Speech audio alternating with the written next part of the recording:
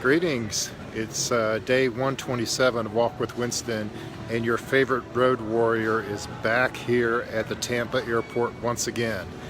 It has been a whirlwind over the last 8 days. I have been in and out of this airport, let's see, 1, 2, 3, 4, 4 flights in the last week. So I have been quite the road warrior, and just getting back home from this extended back and forth trip that we've been going on. So I haven't been on live for the last few days, and I thought I'd hop on really quick with a new distinction that I picked up in my travels over the last few days.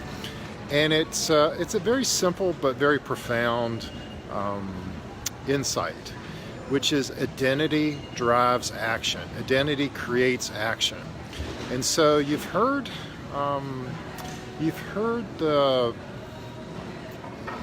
how things are tempting for some people and not others, right? So if you identify yourself as a non-smoker, the fact that people light up cigarettes and do things like that don't tempt you. Or if you are training for a marathon and you know that certain foods are beneficial for your training or certain activities are beneficial for your training, the fact that you sign up for a marathon creates in you an identity that now you're a marathoner.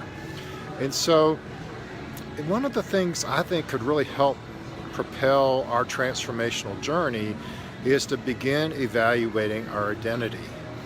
And so on this past trip, and I've been on the road consistently now for 8 days, I have really spent more time digging into my identity when it comes to my health and in terms of my eating habits. And so over the past 30 days, I have been extremely consistent because I'm creating this new identity. And so I've been alcohol-free, caffeine-free, and I have been doing steps, at least 10,000 steps a day, every day for the last 30 days, with the exception of one day when I was outbound to Denver. But I was so disappointed from that miss that it's redoubled my energy, redoubled my efforts.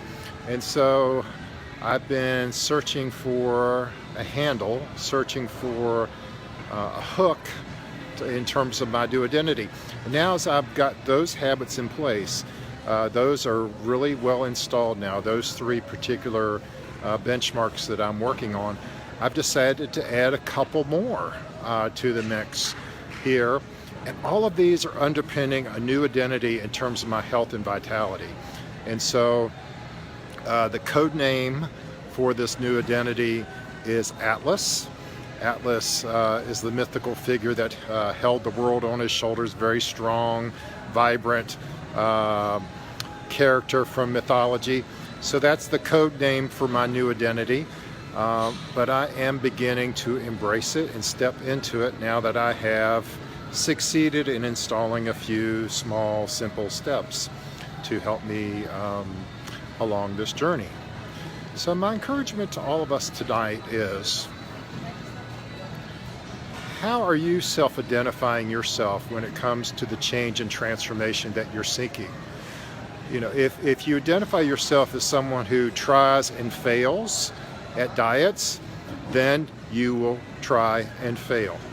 But if you can identify and embrace a new empowering belief, a new empowering identity, and really start driving into your soul, that is part of who you are now, is how you self-identify, then I think you'll find that temptations are a lot less challenging. And you'll start taking instead the positive actions that reinforce this new identity that you are seeking to install.